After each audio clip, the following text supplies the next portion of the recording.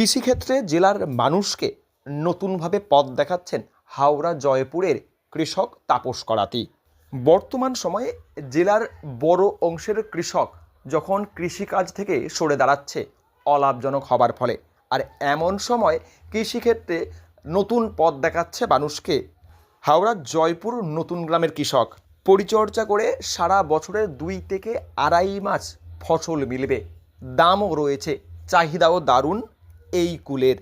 বিস্তারিত জানাচ্ছেন কৃষক। কুল চাষ করছেন?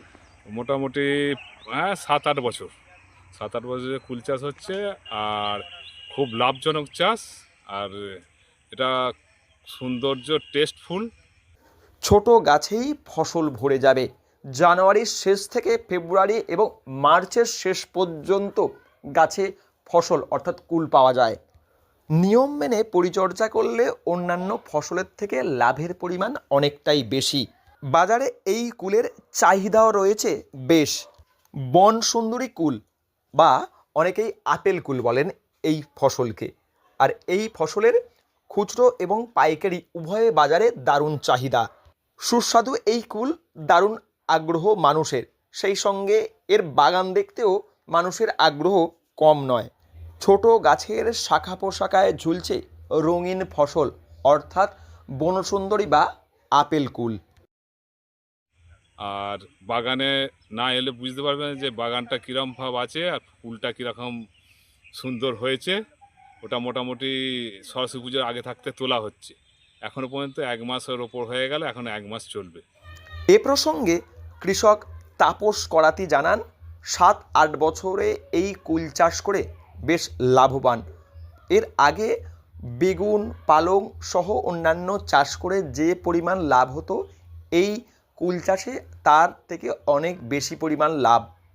কুল শেষ হলে গাছ কাটিং, এরপর নতুন শাখা পোশাকা বা পাতা জন্মানো, সেই পাতাকে কাটিং করে করে আরও ঝোপালো করা গাছ, তারপর পরিচর্যা মতো গাছকে ঝাঁকালো তৈরি করা।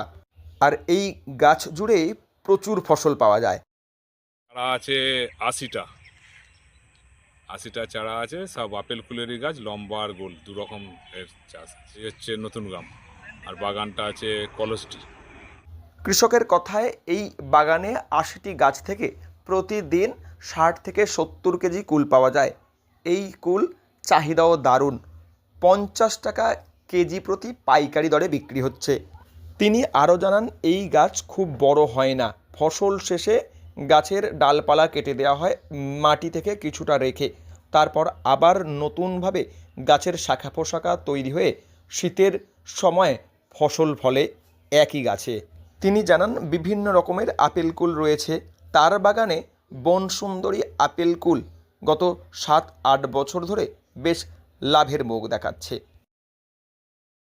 হাওড়া থেকে রাকেশ মাইতি, লোকাল 18 বাংলা।